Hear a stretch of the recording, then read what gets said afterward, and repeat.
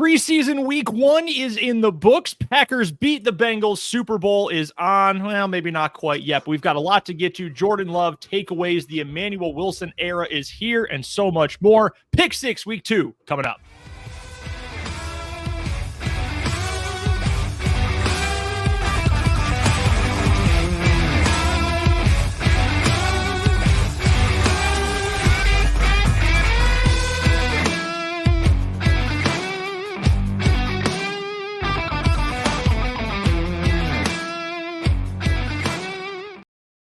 And welcome to week 2, 2023 of the Pick 6. I'm Brendan Dorzinski. That is Jacob Westendorf. Thank you so much for joining us, whether you are watching live across the Game On Wisconsin social channels, YouTube, Facebook, etc., listening to the podcast version after the live show. We appreciate you hanging out with us today. So much to get to from preseason week 1 for the Green Bay Packers. Takeaways from the contest, Jordan Love. That's going to be a constant all year long. Spoiler alert, in case you've been living under a rock. We're going to talk a lot of Jordan Love on this show and pretty much every part of Packers media as well. So we'll get to that. Just the vibe around this team, because I think Jacob and I are kind of on the same page when it comes to the vibes are they're not bad. I will put it that way. That's my little tease for you. Feeling pretty good about where this program is right now. We'll get to some NFC North win totals, a whole lot more coming up in the next hour here on the Pick 6. And Jacob, how was week 1? Did you feel rusty going into a game day? Did you feel like you weren't quite in the mood, or were you already in midseason form? Oh, I was not in midseason form. I can tell you one of my favorite things about living around where I do is that I can still get some of the local Packers stuff. So there's a FM radio station that catches the Packers pregame with great guys like James Jones, former Packer legend, Wes Hodkiewicz, guys like that, and I can still listen to them. So on my way to grab my Salamone's pizza, I was listening to the pregame show. So that was nice. But normally I have all that stuff set in stone way ahead of time. And pizza is done. I am not kidding. I'm not as bad as I used to be from this standpoint. But up until 2020, maybe even probably when I had my daughter was when some of this stuff changed. So 2019, I could not eat before the Packers played or during, because my stomach would just get in so many. Like, I remember Super Bowl Sunday when the Packers beat the Steelers, I had like a pyramid of water like set up probably about yay high. If the table is like the bottom of this, it was set up so high because I was that nervous, and that was my nervous habit, was just pounding water. And yeah, Super Bowl Sunday, that was a different animal. But I used to be not quite that level, but kind of like that for every game. And losses would ruin my entire week, and wins would make my entire week. And now, thankfully, I'm very thankful to say this, that I still care whether or not they win or lose, but it's not going to still bother me on Saturday that they lost 6 days prior. Well, how nice of you to flex that you are well-adjusted and have priorities now. How nice is that for you? I, meanwhile, the first time the Packers lose a regular season game this year, am going to be in the worst mood of the year until the next time they lose. So I'm happy for you. I'm happy that you I am in a bad mood. Do not let it fool you. Like, I am upset when they lose and for a while, but it doesn't ruin, like, it might ruin the next. I'd say the longest it ruins for me is if they lost at noon, it might ruin the 3:30 slate of games for me. But otherwise, by then, I'm good. But for the most part, I'm still a little pissed off. And I definitely will say this. I do not want to talk about the game the next day with – I'm very particular about who I talk about sports with, and specifically football and the Packers. So I do not want to talk about it the next day at work with, I mean, I live in Bear Country, first of all. So Packers losses are their Super Bowl around here, because that's the closest they can get to the actual Super Bowl is the Packers losing. So I don't want to talk about it with them. And that's, I mean, yeah, when people are like, oh, what do you think of this or whatever? I'm like, just try and avoid the subject as much as humanly possible. Yeah, I go even a step beyond that. Like, I have a very short list of who I am willing to even watch a game I care about with. And that's Packers are beyond. Like, my wife, Abby, she's in the circle. My like 3 best friends, they're in the circle. My co-host over on 580 Sports Talk in Topeka, where I make my bread on a day-to-day basis. He has told me for years, like, if there's ever a Packers Chiefs Super Bowl, we are going to watch, we're going to live stream the whole thing. And I have told him to his face, Jake, I have wanted to do this job my whole life. I will quit. I will quit my job if you make me do that. I am not going to watch a Super Bowl with you. No chance. Super Bowl party, throw it in the trash. No, absolutely not. I am way too particular and way too emotional for that. I remember when the Packers got to the Super Bowl, my house was always where, or my mom's house, I guess I should say, was always where we watched football on Sundays. And I told nobody. And I got super pissed on Championship Sunday because they're playing Chicago. My mom thought it would be cool to invite my aunt and my uncle over, who are both freaking Bears fans. Like, no. Super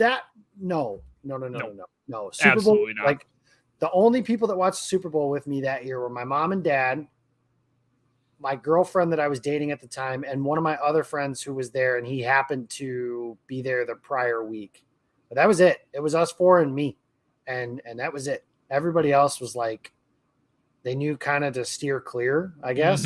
And then once the game, I will tell you, once that game was over, I mean, I was 19, so it's not like I could go out to the bars and do the thing that I would want to do if they could win now. But man, that was quite it was pretty fun the next day. I remember I had class. I was in college, so I had class the next day. I wore my Rodgers jersey to class. I had my speech to give that day was about the history of the Green Bay Packers. And I will never forget, there was this dude who I went to pick up my brother from school. So I was in the weight room at my old high school, and this guy was wearing a Steelers hat. And he said something along the lines of blah, blah, blah, Packers suck. And the only thing I did was I turned around and I did the belt. And I was just like, I don't have to answer to stuff like that anymore because we're the champions of the world. And that was something I remember too. It was funny. One of my friends he's a Niners fan, and he thought I was cuckoo, and I kind of am. And he was like, when are you going to like come down from this? And my response was never. And that's still pretty true. February 6th, every year, I'm still sky high on those days. And anytime I see a highlight of it, I got to stop and watch it. I can still go through some of those things and everything. And it's a lot of fun. It's good to go through, but yeah, I am in mid-season form, I guess you could say, with some things, but a few kinks to work out, getting food on time, stuff like that.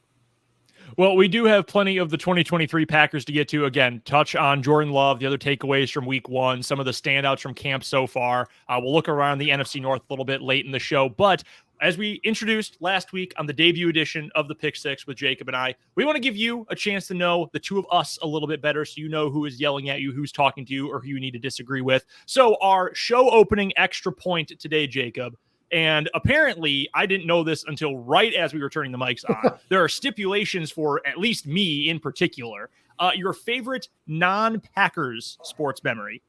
Yeah, and I'll apply the same stipulations to myself. It's a non-championship because the answer is always duh. And like anybody who knows Brendan knows he's a Chicago Cubs fan. And Brendan, I don't know if this is true or not, but knowing Cubs fans the way that I do, that day might surpass even that of the Super Bowl that the Packers had won. That may be true for you. It may not be. I don't know. I know the Cubs winning was like a thing that we never thought would happen. Whereas like the Packers winning, you probably figured it would. But yeah, my stipulation was, no championship. So I narrowed it down to two, one sentimental and one not so much. The non-sentimental one is 2021 Michigan beating Ohio State. And it's because it was the first time they had won in forever. I can't even remember how long it actually was, but I don't know if you're this way, Brendan, but I am with people that are professionals in my desired field, which is, the media landscape and everything like that. I still like Wayne Larrivee. There is your Super Bowl dagger. Jim Irwin, Reggie got him again, like just calls from those games and stuff like that. And I still get goosebumps thinking about Jim Brandstetter during that game when Stroud throws the last pass that's caught, but they're short of the first down. And Brandstetter just yells, "That's it. The long drought is over. Ohio State is vanquished." And I remember thinking like, oh my God, they actually beat Ohio State. I never thought like that was ever going to happen again. Essentially, I'm kind of a cynic when it comes to college football. You guys might learn I'm very chalky with everything because I think college football in itself is very, very chalky. Yep. So shout out Mike Kawano, who's also a Michigan alum, no less. The sentimental one, this is easy. September 20th, 2022. My son was born that day at 5:46 p.m. That night we were watching Yankees and Pirates, and Aaron Judge hit his 60th home run of the season. There's 3 players without the help of performance enhancing drugs that have ever done that. And then and I don't personally care about performance enhancers, but it's still kind of cool. 60 does mean quite a bit. Obviously, he hit 2 more to get to 62 there. But holding my newborn as all that happened. And then, Giancarlo Stanton hit a walk-off grand slam that night. And I am like holding a 2-hour-old baby and like freaking out around the hospital room as that stuff happened. But that is one for sure. Like I can remember the slide over babe call from Michael Kay. I can remember Stanton hitting the grand slam to win the game. And that was like, I'm kind of happy. I'm probably not going to sleep very much tonight with him because I kind of have too much adrenaline running anyways. But 60 and then the walk-off grand slam. That was pretty freaking cool as that day hit. So your non-title favorite sports memory then?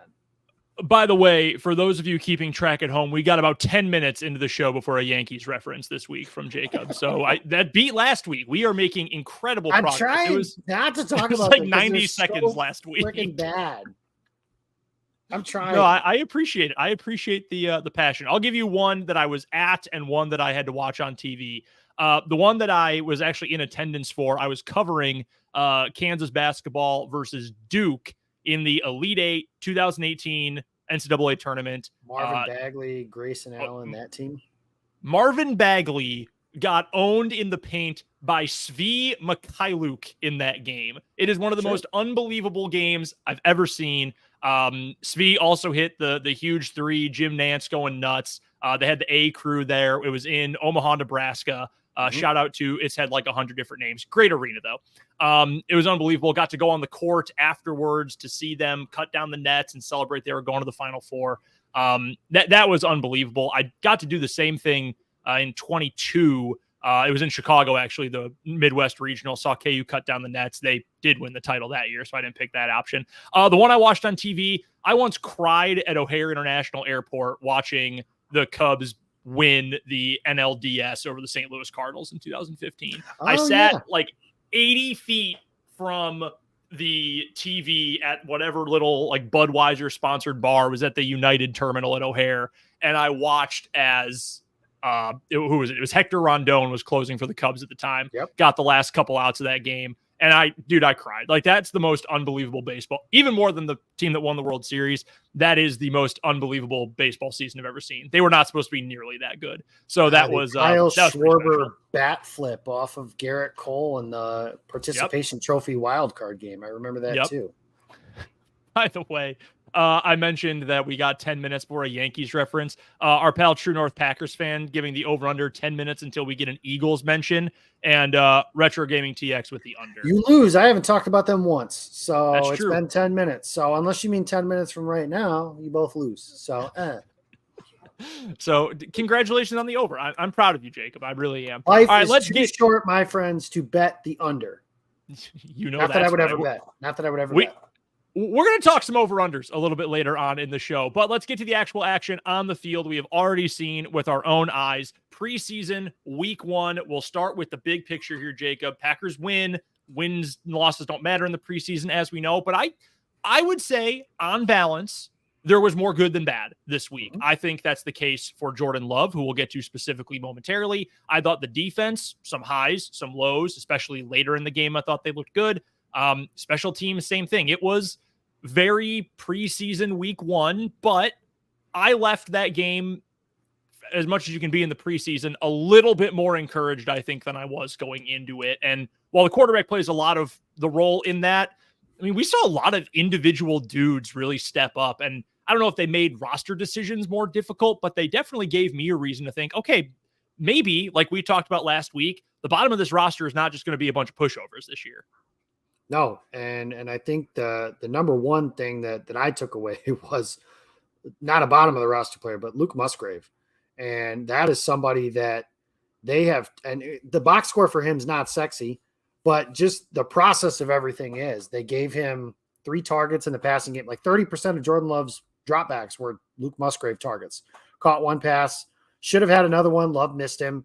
And then the tight end screen, the Packers have talked about that too, but who knows how far those plays could have gone. They did that on family night. I think they're going to do it this week against New England. There seems to be a concerted effort to get Musgrave the ball. And my captain over here at Packer Central, Bill Huber, says that he's on the record that if you take Bubba Franks' 34 receptions and Richard Rodgers' 20, Luke Musgrave will pass that in 2023.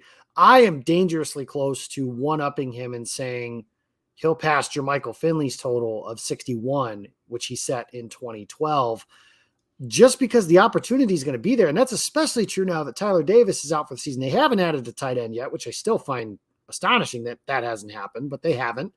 Tucker Kraft is a rookie who is going through like the normal rookie stuff that Musgrave just kind of isn't for, whatever, they're using those guys differently. Josiah DeGuara is not a tight end. Austin Allen's got an opportunity, but we've never seen him do anything before. I think that is my biggest takeaway on the offensive side of the ball is they want to get this man the ball early and often. And he's going to have a chance to make a lot of plays. So for those of you that are into fantasy football, I know that there isn't anybody in the world that loves a fantasy football analyst more than my co-partner here, Mr. Brendan Dworzynski.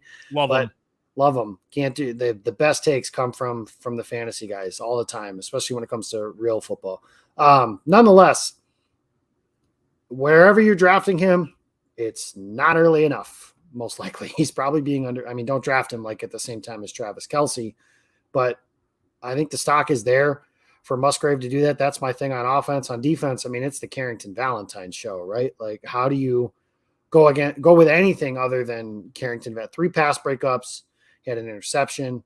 The Packers had 2 interceptions on the night, one from Brenton Cox tipping a pass to Dallin Levitt. The safety dance is a little interesting to me. We'll talk some stuff about that, I'm sure.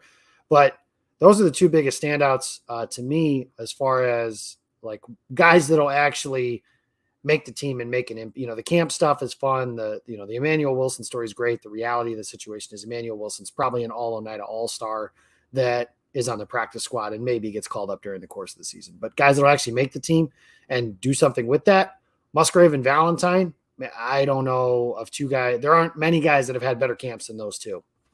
We talked about Musgrave a little bit last week. And again, to preface it, I know both you and I going into the draft process this past year of all the, most highly regarded tight ends, the, Michael Mayer and all these guys, I think it was 4 generally considered to be in that top group. Darnell Washington from Georgia among the others in there. Musgrave was the one I was probably the lowest on because obviously the measurables are there. When he was on the field, he looked awesome, but he's just not on the field enough. You go back and you look, right. It's hard to find tape on him at Oregon State. He just didn't play a lot. He missed so much time. So that's obviously where some of the concern came in for me. But damn, man, if he gets on the field, even for a majority of the season, whatever that looks like, there's potential there to have your best playmaker or one of your best playmakers. I'm not going to take that mantle away from Christian Watson. And frankly, that'd be stupid too. But one of your best playmakers could be this young tight end and largely unproven tight end. But the way he moves is different. And you can just tell with guys sometimes, it might not indicate that they're going to become a star. It might not indicate that they are going to become a great NFL player. But sometimes you just see dudes and they move differently. There is just something about them that is freakish to a degree. And I kind of get that vibe with Musgrave. And it was good to see that in a competitive setting too, because you can see the clips from camp. The beat writers tweet out videos, or Big B will tweet out videos of guys at camp who are running routes or getting open or whatever against those very vanilla coverages. You can hear, you can read from guys, well, what's going on? Who are the guys who are impressing? But until you actually see it in a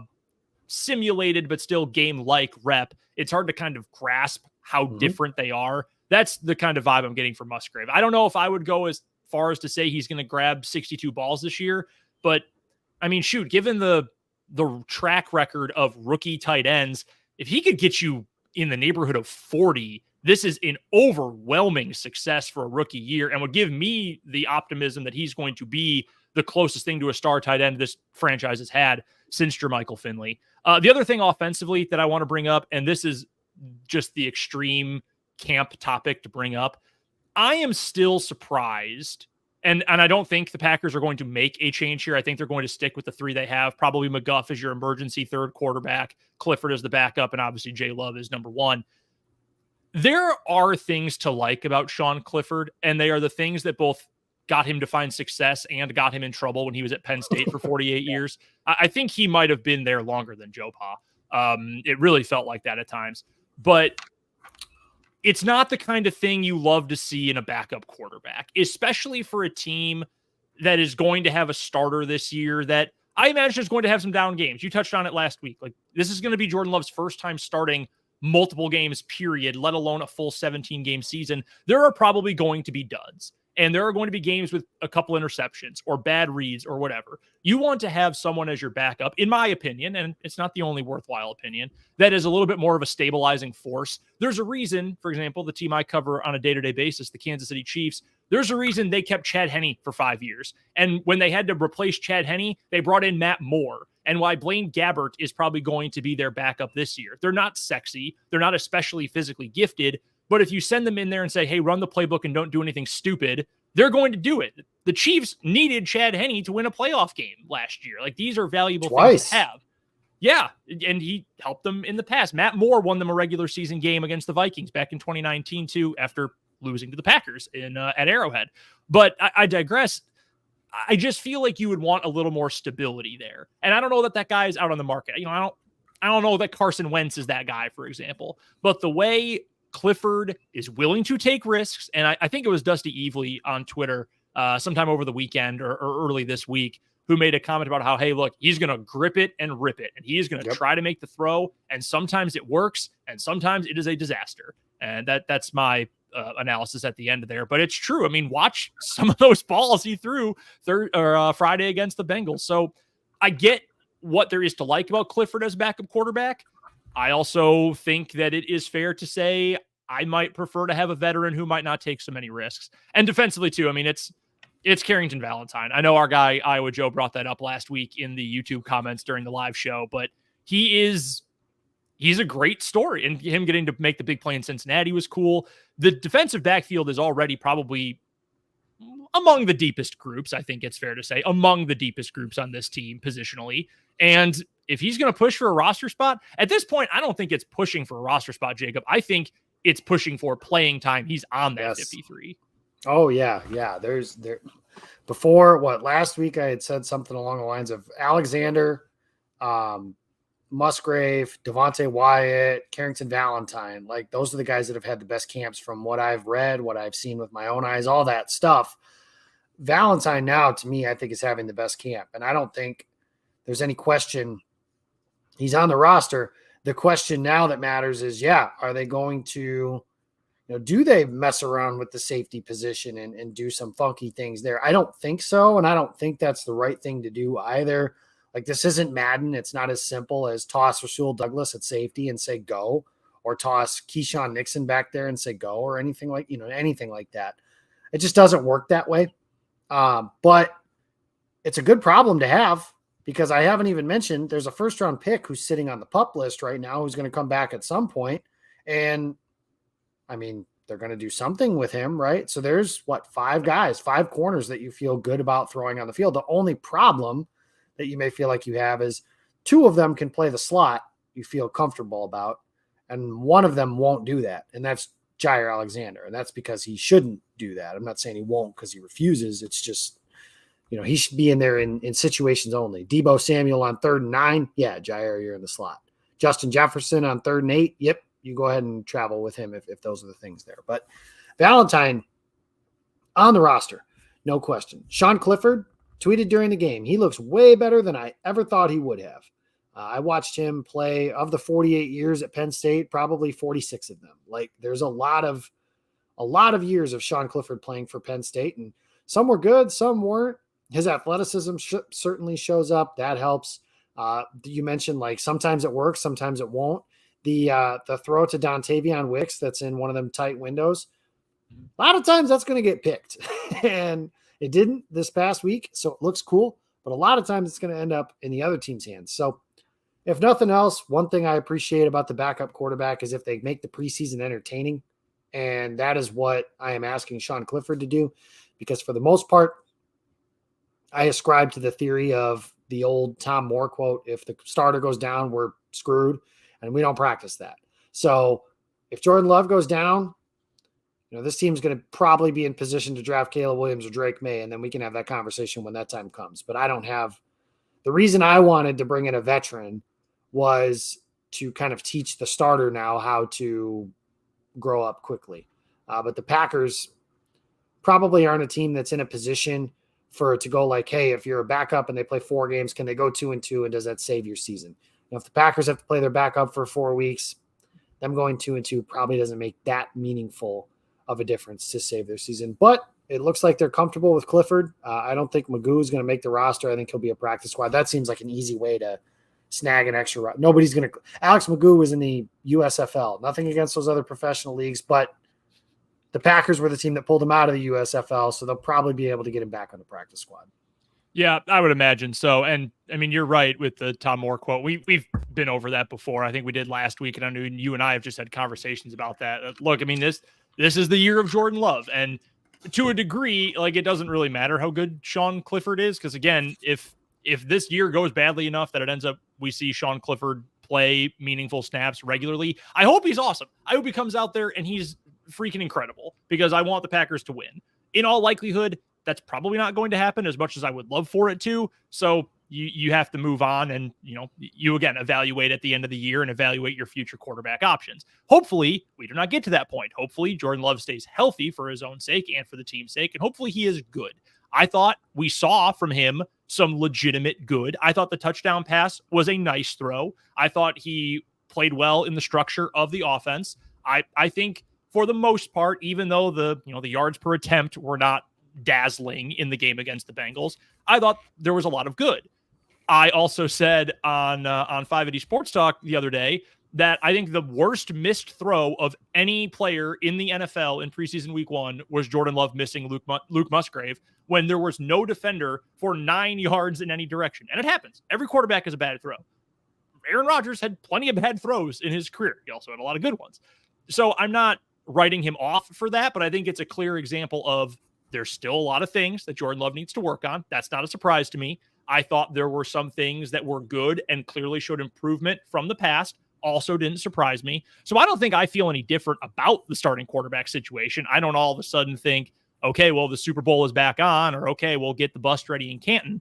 And similarly, I don't feel like, okay, well, we might as well start scouting Caleb Williams already. I don't feel any of those things. So I don't think much changed. But again, similar to my thought at the top, it was encouraging to see that the things I expected to be better were indeed better.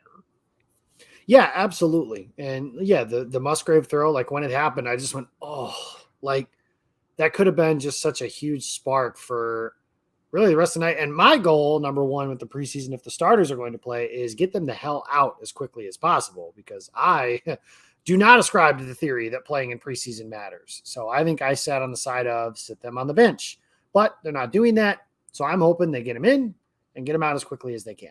Now, from an entertainment standpoint, I certainly appreciate being able to watch the players I want to watch on Sunday afternoons, but not the case for a preseason game, especially against the Bengals. Like the Bengals, I think, played one starter on defense for this. So I just don't know how much there is to be gleaned. I think there's a very like micro focus on the fact that, the Packers have struggled in season openers and they haven't played in the preseason, but like a bunch of other teams don't play in the preseason and they still do well. Now Kansas City does, and Andy Reid's going to the Hall of Fame, and Patrick Mahomes is the best quarterback in the world. So like maybe there's something to be gleaned from that. And maybe I'm wrong. I don't think there's a right answer necessarily, but this is just my answer. Nonetheless, one thing I did like seeing after that was, and I tweeted it afterwards, was Love missed that throw and it's bad, is the bounce back off of that. And I'm trying to toe the line carefully because Jordan Love cannot be graded on a curve. They cannot go into this season and say, well, you can't treat Jordan Love like a rookie. He's not a rookie. Jordan Love is a fourth year player. And if, again, I talked about this a bunch last week, but if they're bad enough and he's bad enough, they have to be willing, in my opinion, to move on. So you can't treat him as if, well, that's okay that he screwed this up because he's just a first year starter. No, he's a fourth-year player. Yes, first-year starter. And there are mistakes that he's going to make, and those mistakes are, I don't want to say acceptable, but correctable, and figure those out. But he bounced back after the fact, hit a couple third downs to Watson, hit a third down to Romeo Doubs, and hit Doubs in the end zone for a touchdown. That was nice to see. I think overall, the biggest thing with Love that you saw and have seen throughout camp so far is the comfort and just the ability. Like the first game against Kansas City, and we can make every excuse we want for that first game in Kansas City. Yes, Matt LaFleur talked about the game plan and how they didn't make enough adjustments early when they found out Love was starting and all that good stuff. The reality was Jordan Love did not look comfortable in that game, and he looked like kind of reckless. And like there's still a play that sticks out of my head of him being spun around by one of the Chiefs defenders and just kind of throwing blind in the middle of the field. Yep. And he's lucky as hell Mercedes Lewis caught it. One other thing. Can we please stop doing in Jordan Love's first start, he outplayed Patrick Mahomes. Patrick Mahomes sucked in that game. It literally does not matter that Jordan Love outplayed Patrick Mahomes. Like, take maybe the worst game of Mahomes' career. That could have been the worst game of Mahomes' career. Cool, Jordan Love outplayed him on a bad day. That doesn't mean he played well. Stop using that as a rebuttal for stuff. It also doesn't matter because they don't play against each other head-to-head, like face-to-face. That it's irrelevant. Like, okay, great. So stupid. Jordan Love needed to outplay the Chiefs defense in that game. And whatever the circumstances, and they were obviously working against him, he did not do that. Mahomes, for most of that game, did not do that against the Packers defense. He just did it a little bit more than Jordan Love did. I'm with you. That it is ridiculous and it is extremely overblown because all you have to do is say, what were the stats? Because sometimes you have to compare against the mean as opposed to the other quarterback. And they scored 7 freaking points. Like for anyone to be like, oh, he almost won in Kansas City. It's like, well, they scored 7 points and it was the only points they scored were the last time they touched the ball. So like, that's not really the point. The point I'm getting at is he didn't look comfortable in that particular game. He does look comfortable now. That is what's exciting to me. Is that at minimum, I don't think you're going to see some of the, knock on wood, haven't seen any yet, the YOLO ball fadeaway, the popular GIF Bear fans like to share of Jordan Love throwing that interception against Buffalo in the preseason or anything like that. I don't think you've seen stuff like that. I don't know that you're going to. He looks a lot more comfortable. And the pass catchers around him, like name one, they all made a play. Watson, Dobbs, Musgrave was wide open if Love just hits him. Jaden Reed made a play, a leaping catch for him. They got him a forced touch. Like this offense it's very 2008, 2009-ish in terms of talent. We just got to find out if the quarterback's any good. And I hope he is. I am never going to root against the Packers starting quarterback unless they are a genuinely bad person. And that's not the case. I think Jordan Love's a good dude. I think Jordan Love seems like a great teammate. His teammates love him. I think the comfortability is there. I think the confidence in himself is probably there.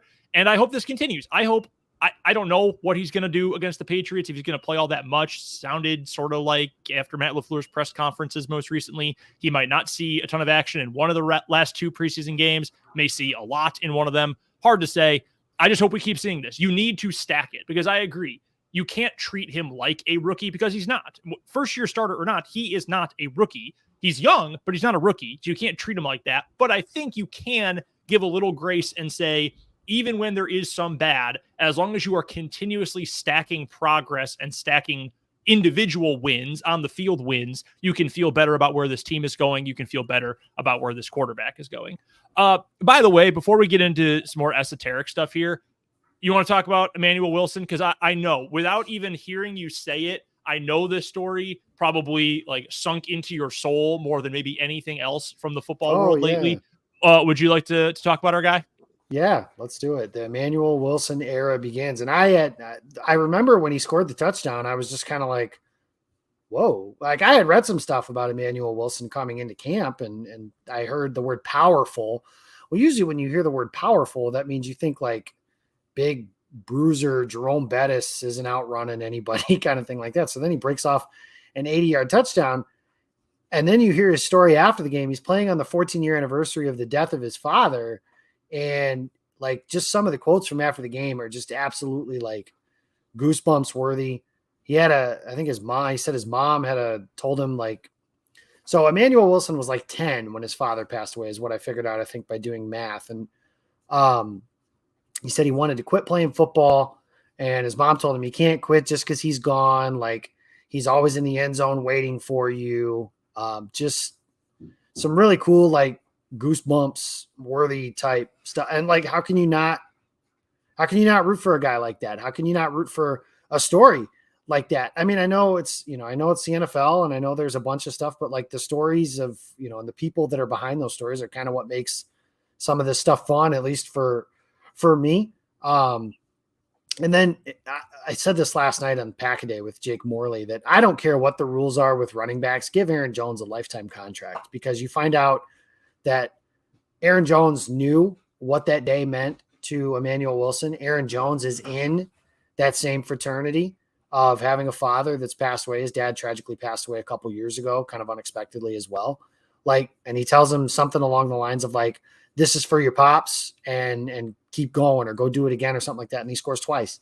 And, maybe he never scores another touchdown, but that's something he'll always have. And I have all the hope in the world for this kid. If you're asking me, yeah, I hope he's the third running back, because I think that's the best story that I've heard come out of camp. It was one of those, I was sitting going through, I was listening to LaFleur's press conference, and then I saw some of these quotes come through, and I had finished my post-game story for everything. And I was like, I can't not write about this. Like, I have to. So I kept waiting, and I'm like, I need like one more quote to make this thing work. And then like that last one hit, and I was just like, thank you. Like, yes, I got everything in. It was cool. It was cool to be able to kind of tell that story from my perspective. It was even cooler that like Bill wrote a story the same night about the same thing. So we kind of wrote about the same thing, but we had our own different spins on it. It was cool. It's a cool story. It's an unfortunate one. I wish it didn't exist for, his sake, obviously, but I mean, how do you, again, it's not like either. I think the coolest part of the whole thing is that you can manufacture drama or like happy things or whatever, right? Like, if the Packers knew that, and hey, we got him a carry on the goal line at the 1 and just kind of let him fall into the end zone. That's not what this was. He scored from 80 yards out. You can't manufacture that. So like, that is a legitimate bomb touchdown that he was able to do. So it's a cool story. And I am rooting for him to be the third running back. And he's thrust himself into that conversation. The Tyler Goodson's injured, which sucks for a lot of different reasons, but and then Patrick Taylor is Patrick Taylor, who's solid, but unspectacular, I guess, if nothing else. But it was far and away, that was the coolest part of the preseason game one for me on that standpoint. So sitting through that was incredible. No, I mean, that's the best story we're going to hear throughout camp. There are going to be great ones, and there are going to be fun ones, and there will be sad ones too, but nothing is going to beat that. And I'm happy for Emmanuel Wilson, and I'm with you. I hope he makes the team too. I hope he is the best option. I hope he continues to go nuts in these last two preseason games, and I hope he ends up making the team, because that's so cool. And I know there are people out there, and I can probably think of a couple off the top of my head that I see on Twitter regularly, who really act like they don't care about these things, and it's all just results. I don't care about anything. It is all results. I don't care about the off the field stuff, whatever. But like, part of what made Aaron Rodgers not just great and loved because of how great he was, but beloved by Packers fans and the people of Wisconsin, he embraced it. Like, he was this like jockey, but weird Cali kid who came in and fell in love with Wisconsin. He bought a share of the Bucks. Like, he loved Wisconsin. Jordy Nelson was a farm kid, a walk-on farm kid who didn't want to go do showcases and go to camps and stuff when he was in high school, because all he cared about was life on the farm in Leonardville. And then he walks on at K-State, becomes an All-American, and what more Green Bay player is there than that? Devontae Adams' story.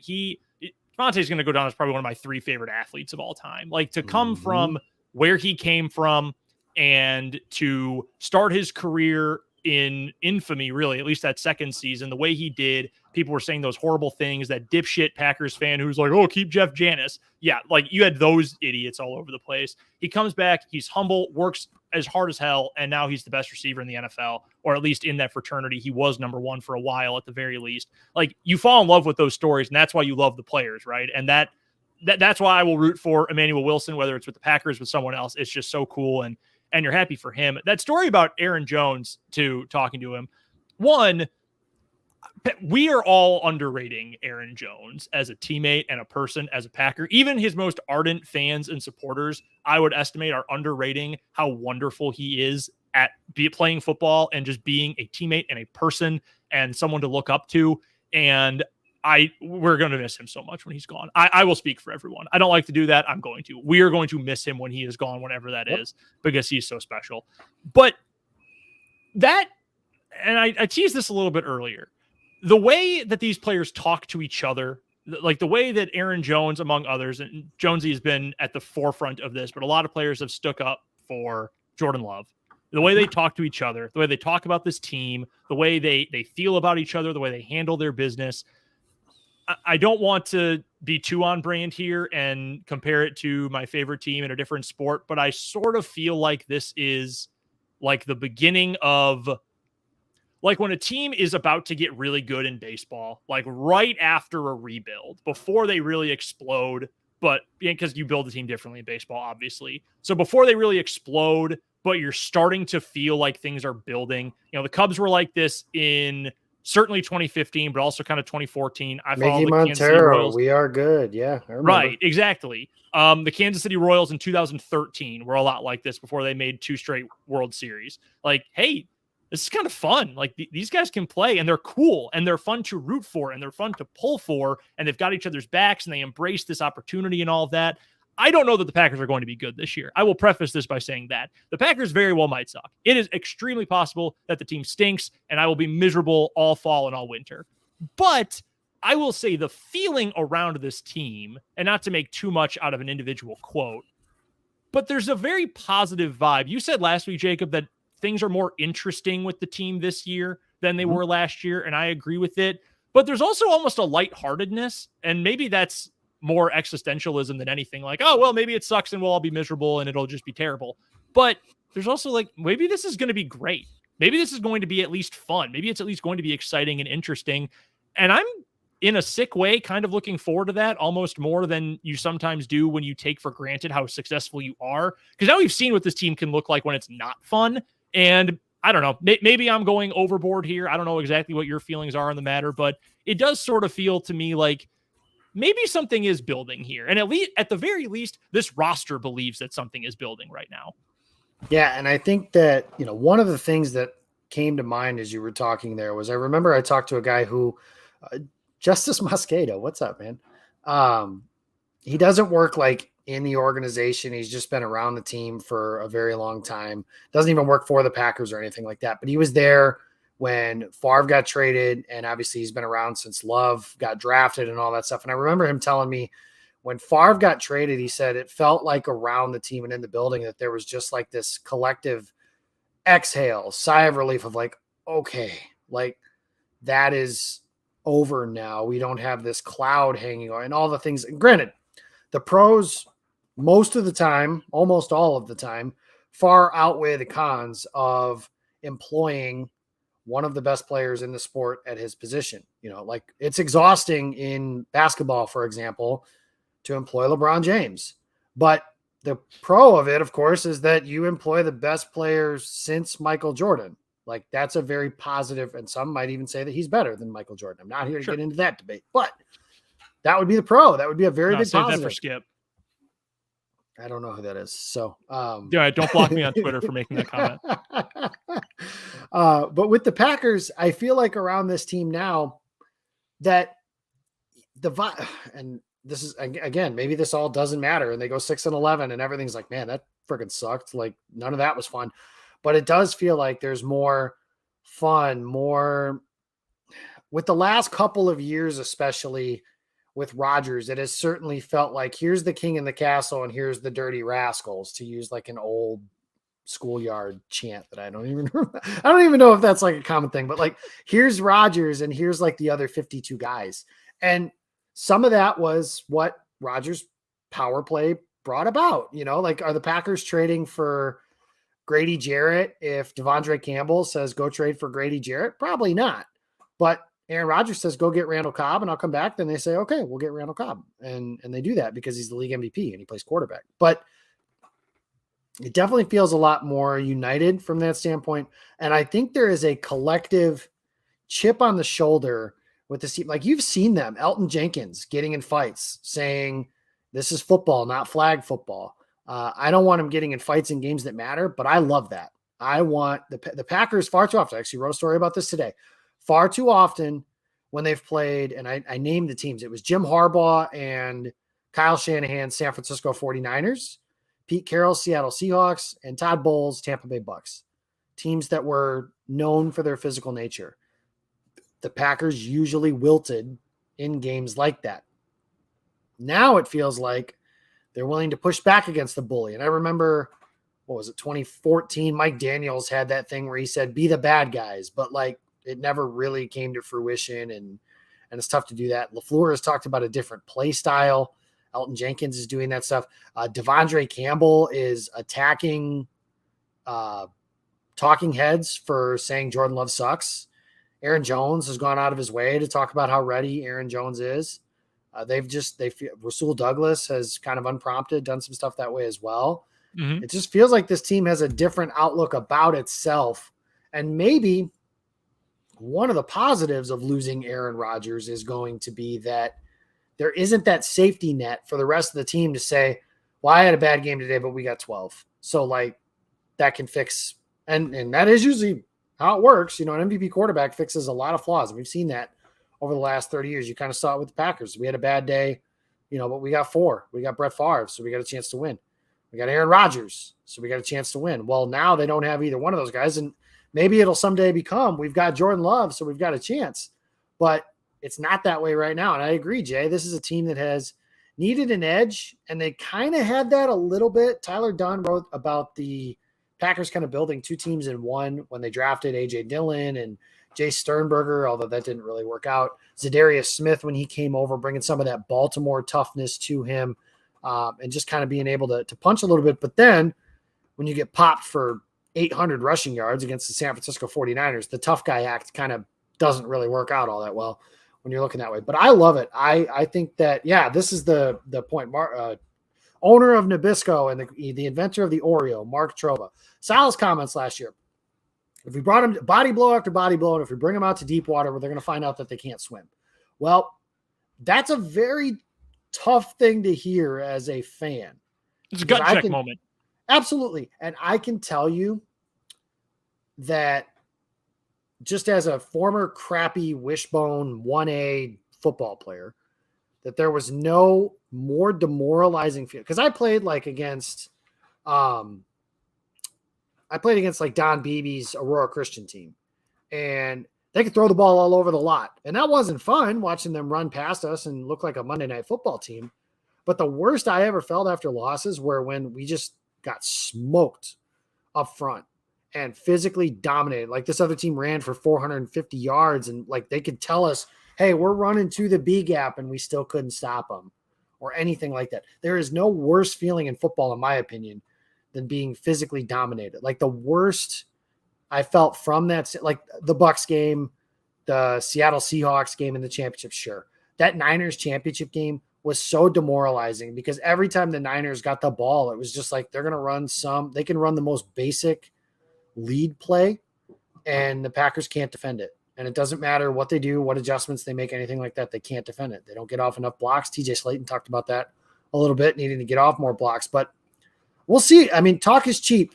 If they give up 250 rushing yards to Justin Fields and company the first week of the season, then all this talk about a new attitude, a new play style is not going to mean a whole hell of a lot.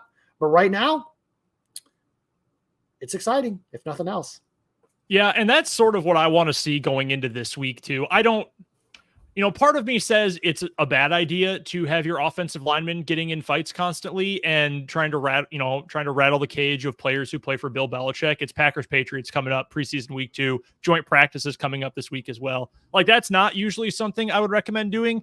But on the other hand, and Jay brought this up in the YouTube comments, that look, this team has desperately needed an edge. I agree with you. And part of me really says I want Elgton Jenkins to make Dietrich Wise this week look like Brock Lesnar giving a German suplex to John Cena at SummerSlam 2014. I want this team to beat the piss out of their opponents because they're angry, because they're mad. You're looking at me like you don't know what that's a reference to. That's fine. Shout out to all my, grappling heads out here who are watching or listening to the show. I want to see that edge. I want this team to be tough. I would rather this team, you want to go full circle here? I'd rather that this team's mindset look like the way Sean Clifford plays. I don't want them to all play like that necessarily, because that's going to lead to like 88 turnovers this year. But I want them to have that mindset that we're going to go out there and we're going to do the right thing and we're going to win. And maybe it is because this team is so young, especially on offense. They're so young. Maybe they just don't know any better. But I want that attitude. I want to see that against the Patriots when we get to the actual game coming up at the end of the week. I want to hear reports coming out of these joint practices that, dang, this team, they had their piss hot, Jacob. I want hot piss all weekend from this team. And I know Matt LaFleur wants that as well. So that's for me real quick, just what I'm looking for this week in preseason week 2. Show some of that attitude, show some of that edge. Give me, again, more belief that at the very least, even if this team isn't going to be great, maybe even not good this year, I want them to be tough. I want them to have that edge, because you guys are right who are watching along and commenting. It hasn't been there in way too long. So for me, just real quick, that's my one thing kind of intangibly I want this week. Before we get to some NFC North win totals, what are you hoping to see?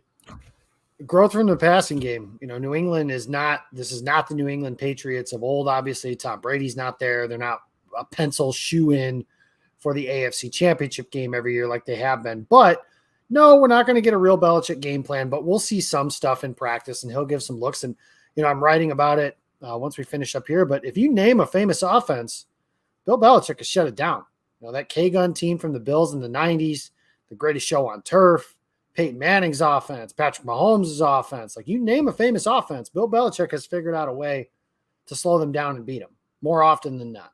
So growth from the passing game, especially New England's secondary, Christian Gonzalez, first-round pick, very highly thought of player coming into the draft. Adrian Phillips is a safety. He's a good player. Kyle Duggar had a good year for them last year. Jonathan Jones, pick 6, Aaron Rodgers. Jack Jones in the slot. Like, they've got players in the secondary. So can Christian Watson and Romeo Doubs beat them consistently? New England, if I said this last night with Morley too, it's probably not a coincidence it's coming back up. But if I could draw it up before preseason started for Jordan Love, this is probably one of the ways I would do it. Joint practice against Cincinnati, who Lou Anarumo is going to be a head coach next year, and most likely. And that defense is very good against opposing quarterbacks. They make life difficult on Josh Allen and Patrick Mahomes. And then they have Bill Belichick, who they can play then in the preseason. They'll practice against him twice before they play against him on Saturday. And then Pete Carroll's defense next week against Seattle, who they'll play on Saturday as well. So I think the Packers have done things very well. The biggest thing, like I said, for me is growth within that passing game. Can they get plays consistently down the field? They've done much better. I remember earlier in camp, we were talking about what a disaster the 2-minute drills were, and they were. And now they've been much better, especially as of recently with the starters. Like, nothing against Sean Clifford and them, but I don't really care how they score against the backup defense. I want to see how the offense does against the opposing offense. And these things, to me, I know the counter argument is always that you can't simulate game reps or whatever it is people want to say about, playing them in the preseason or whatever. But these joint practices, to me, are more valuable than what you'll see in the game, because Jordan Love is going to face actual coverages, actual stuff from Bill Belichick, as opposed to Saturday night when it's, hey, Eagle cover 2. And I just made that up as a coverage. But yeah, they're going to play cover 2 and rush 4, like BFD. Like, Bill Belichick isn't game planning to take away Christian Watson like he would on a normal Sunday or anything like that. So that's what I have to see is, that growth within the passing game. I would, to that note, love to just see Luke Musgrave running in the open field against a real defense. And I know, again, different things that we are able to see versus that we aren't able to see, but I just want to see it. We were so close this past week with that missed shot on the deep crosser on 3rd and long. We were so close to seeing it. I just want to see him try to out sprint a defensive back and win. And I want to kind of had it right. Remember the one from Family Night where they blew it dead, but like, I would have liked to have seen, would he have scored? Or, he had a chance to maybe score on that kind of play. Again, the Packers haven't had a yak threat at tight end since Jermichael in his prime, and that's 10 years ago. So that's wildly disrespectful to Richard Rodgers, but that's fine. Right. The tight end screen where it was throw it 3 yards and have him fall down. I still can't believe they ran that play as often as they did, but kudos. Good for Richie. Whatever it takes. Real Great defense or offensive game planning. All right, before we close things out, Jacob, you want to talk some gambling? I would never, ever endorse gambling, but let's do it. I don't know how much we actually can. This is obviously for entertainment purposes only. Where Jacob is in his home base, there's legal gambling. Where I am in the beautiful state of Kansas, we have legal gambling. If you are in Wisconsin, make a trip to Green Bay so you can go to the Oneida Casino and then you can gamble on sports too. But we wanted to take a look a few times during the lead up to the regular season. Maybe some futures, maybe some over-unders for teams or individuals that may be of certain interest, maybe significant interest to some throughout the year. So I wanted to start with the NFC North win totals for this year, Jacob. The opponents for the Packers this year in the division. I think this division is not going to be very good. I am not buying onto the hype train of one particular team that wears Honolulu blue. So let's get to win totals, just a quick over, under, and a Y for the three division foes of the Packers. Let's start with the biggest one. I got this from WinBet, which is closing its sportsbook, but that's neither here nor there. WinBet, they had the win totals. The highest one in the NFC North, 9.5 for the Detroit Lions. Oh. Under, and because I think like they could be set right at 9. And again, I just can't. I'm kind of with you until I see it happen. I can't believe it. And the Lions have had a bit of a, I don't want to say a disastrous camp, but they've had guys suspended for gambling. Jamison Williams, their first round receiver, for example. Their first round picks this season are a running back and a linebacker. How much impact are they going to make in their first season? And realistically, how much better can Jared Goff be than he was last year? And how much better is that defense going to be, which was mostly bad for most of the year? I'm sure they'll be better. Aiden Hutchinson's second-year player. They added some corners, Chauncey Gardner-Johnson. But I can't do it. I cannot believe in a brain trust that is Dan Campbell and Jared Goff. I just can't do it for like slam dunk. Yes, Detroit is like Ty Dunn's in, and I'll give Tyler credit, but like he's in on the Lions being contenders to win the entire conference, which I guess in this conference you could say probably anybody that is a contender, because after the top 3, then it's really kind of wide open after that. But I can't do it. I can't believe in Detroit.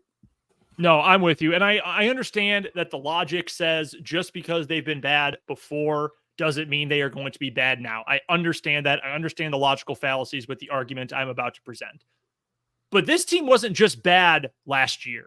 They haven't just been bad for a while. Jacob, they have been bad for nearly the entirety of their existence as a franchise. And I understand if you are saying that I am being too skeptical and too pessimistic about their chances by saying, I need to see it again with Jared Goff. I need proof that Ben Johnson's system is actually that good and Jared Goff can do this again. I need to see it with their offensive playmakers without Jamison Williams for another first third of the season due to his gambling suspension. Is he going to be as good as we think he can be when he comes back? Amon-Ra St. Brown is obviously a great player. I think their running game is going to be solid. Them undoubtedly, friend of the program. Well, not this program, but the whole network. It's a whole thing. Anyway, shout out to Jamal and the New Orleans Saints. But I just can't believe it. I don't think that defense is going to be all that good. Aiden Hutchinson, young stud on that defensive line. They've got some pieces. You mentioned Chauncey Gardner-Johnson. Good player, nice depth or he's more than a depth piece, but you know what I mean. Add some talent to that secondary. I'll believe it when I see it with them. And I have not been given nearly enough to believe in that. The team I'm taking the over on, let's go to Minnesota. And I hate saying it because I hate the Minnesota Vikings more than I hate any other team in all of sports. Yes, even the University of Missouri, even though I wish that school was razed to the ground. I hate the Vikings. I'm taking over 8.5 though. I don't think this division is very good. I think their defense is possibly going to be just as bad, if not only marginally better than last year. Their offense is going to put up numbers.